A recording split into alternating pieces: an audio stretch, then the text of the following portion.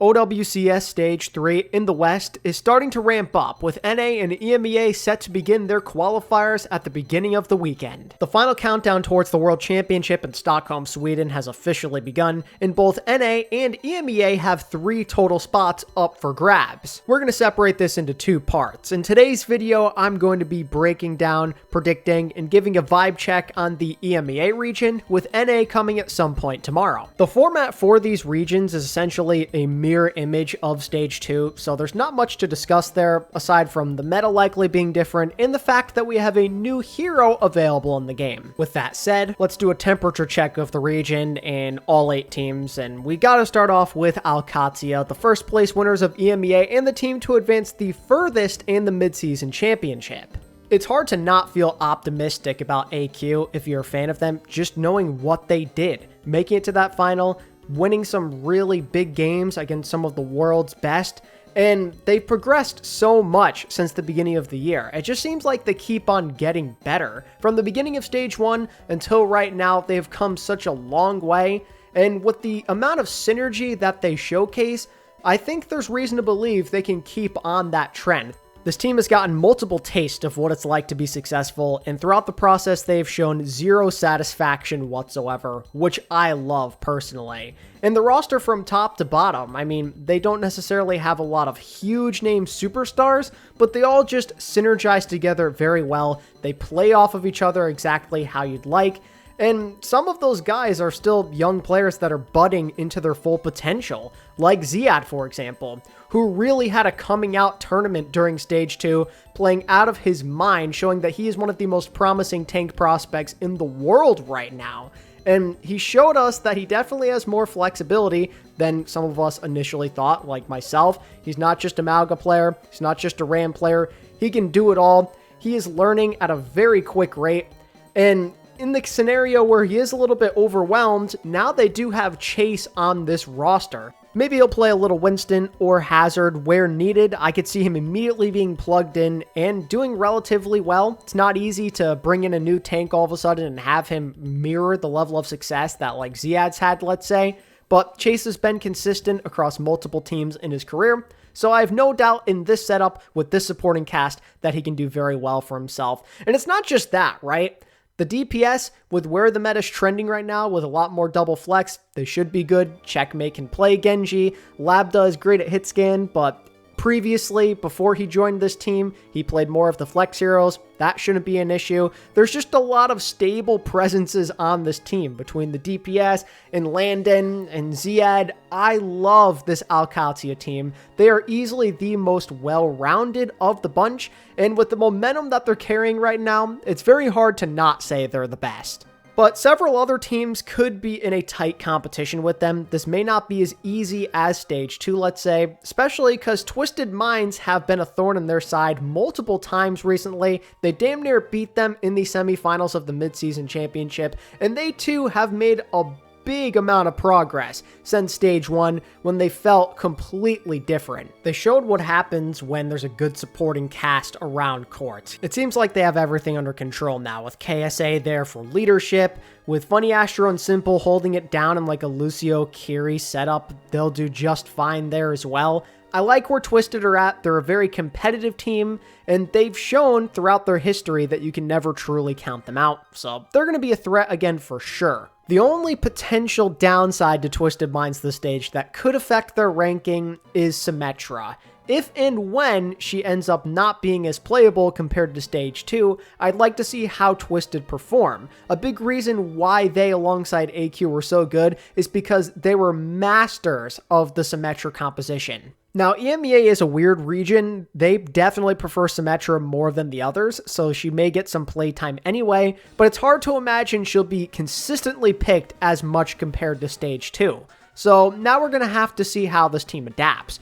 Do you start bringing Psycho back into this team, or does he continue to be more of a coach on the sidelines? And if that is the case, how is Yubi going to do? We know that he can play Tracer decently, but what about the other stuff?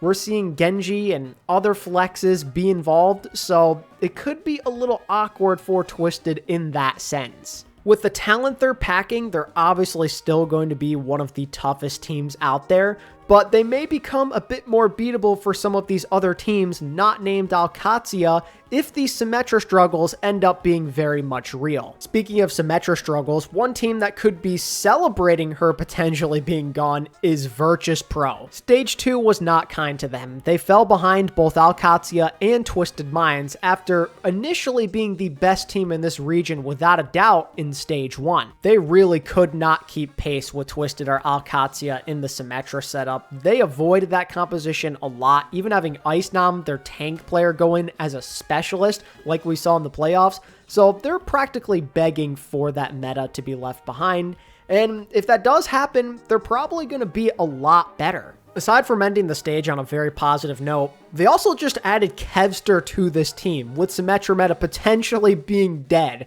That is absolutely insane that they were able to snag him after the death of the Ultimates, and this might be the perfect time to implement him onto this team. There are questions about him and JWU and who's going to play at what time, but right now, double flex DPS is starting to become more prevalent based off of some of the Japan and Korea gameplay we've seen, and that works beautifully in this situation. Both of these guys are nasty at Gen.g and Tracer, and we're seeing a ton of that combination right now. So now all of a sudden the DPS rotation makes a lot more sense, and you've got a good thing going with Vestola and IceNam there. I don't know who's going to play Winston, but Hazard and Diva, that's going to be covered no problem.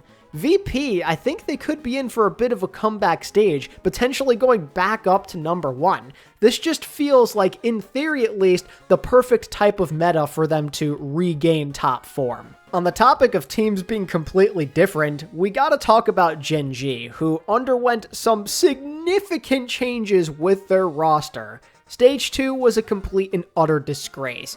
We thought in theory maybe they could have a good team in the long run, but they decided it just wasn't going to work out. And in return, they've got Backbone, Tread, and Sky on the roster.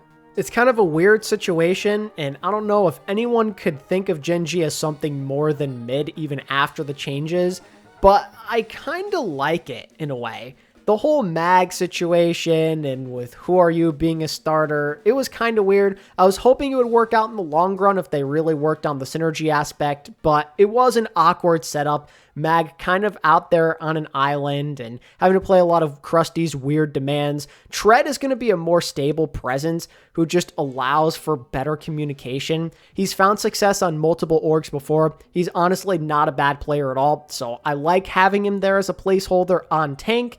And, I mean, you can't really say enough good things about Backbone. I don't know how he's going to do in this type of meta, but he is a vet, and I think he, too, could provide some sort of needed leadership and stability for this team.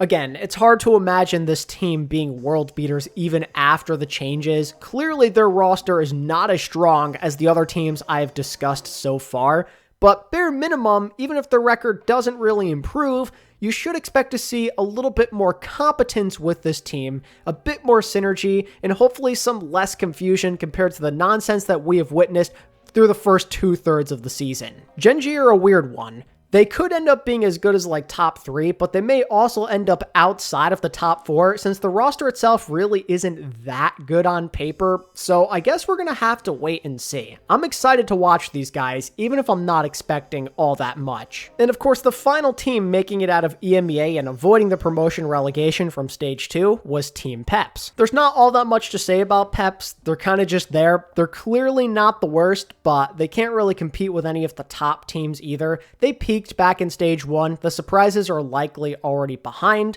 but at the very least, they did change up their roster in an attempt to make things a little bit better. They added in Willis after they lost Tread, and they brought in Zaro and Dip.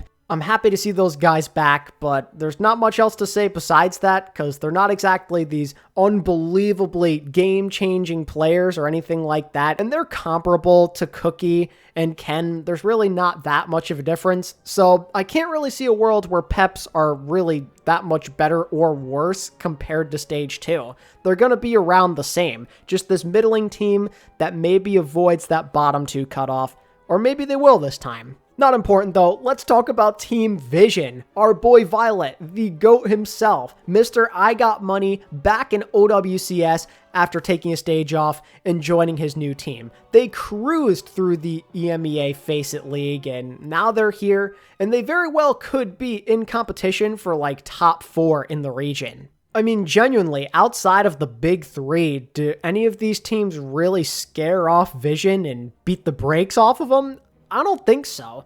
Gen.g is probably their biggest target, and they could definitely beat them in a series. I like the upside of this squad to be respectable. It's not a terrible roster. You've got Mr. I Got Money himself, Violet, on flex support, and he's still one of the better support players in the world, even if he's past his prime. Especially in EMEA, where good flex support play is awfully slim. And he's got his boy Qadsiah next to him, who still has a little bit of life. I think him and Cookie could actually be a pretty respectable duo that work really good in tandem. I've also seen Tama have some decent results on the tank position. It's not a horrible team in the slightest. I'm a little sad that they don't have Slow Dive anymore, because I thought he was a very promising prospect. But regardless, it's a somewhat well-rounded team that could potentially be as good as top 4 in my opinion. I don't think they necessarily specialize in any one composition, but that could actually work to their advantage if they can be flexible enough and just rely on the clutch play of Violet and Cookie and Qadsiah when the time comes. I don't think there's that many teams that could get in their way of being somewhat relevant. I really do. I don't think EMEA is all that strong this stage. It is very top heavy. So I'm excited to watch Team Vision go out there. Our boy Violet is back. I wouldn't say better than ever, but he is back. Then to glance over the other 2 squads we got that made it through promotion relegation thanks to the Ultimates disbanding, you got the good guys, A&M, formerly known as Anomaly, and Quick Esports. Are either of these teams super worth writing home about? Probably not, but I do want to at the very least give a shout out to Good Guys for how they were able to come out of nowhere in promotion relegation, beat up on the old Quick team not once, but twice, and then also take a map off of Team Vision. It was really exciting and a pleasant surprise to see them play so well and easily earn a spot through the promotion relegation system. Not a lot of well-known names on this roster, but they were able to make it work. I'm super impressed by them, and I think they could genuinely be as good as like a Team Peps, let's say. The only thing I'll note is that 2 of the main contributors of this team are off now. Both King and Zaro played a big role in helping this team make it through promotion relegation, and now they're gone, so it's essentially a completely new DPS line, and it feels like they maybe lack a bit of an identity now. But regardless, it's cool that they made it here. They played a lot better than anyone thought. It was a good run, so congrats to them. Then there's Quick Esports, who just aren't that impressive on the surface. They don't have any 1 or 2 players that really call out to you as these big difference makers. It's going to be hard for them to not be last or second to last place in this region, if I'm being honest with you. It's basically a completely different team besides Skytor and Yoham. So I don't have high expectations. Now, I will say maybe they did need a bit of a change to get back in the right direction, because Quick didn't end on the best of notes after their hot start in Stage 2. They kind of just spiraled out of control, and that continued into promo relegation, where they got their butts handed to them. So maybe changes could make a difference, but not expecting much. They won't be relevant in the grand scheme of things, so we'll leave it at that. And that's a pulse check on all 8 teams in EMEA. Now for my power rankings. I thought long and hard about this, and in the end, here's what I went with. So just to quickly go through the list, Quick Esports are going to be my number 8 team. Like I said, low expectations. Don't know if they have the firepower to really get any wins under their belts. At 7, I will go with the Anomaly core. I did have a hard time picking between them and Peps. I think they're around the same level. But now that they lost King and Zaro, I'm a little bit less confident in them, so I think Peps, with their consistency to be around the middle of the pack, will have the edge there. And yeah, Peps, I think they're just going to continuously be like 5th or 6th place always. It just seems like where they're destined to be. Not all that impressive, but clearly not bottom tier either, so I feel like 6 is a good place to put them. Then there's 4 and 5, which I think could be interchangeable.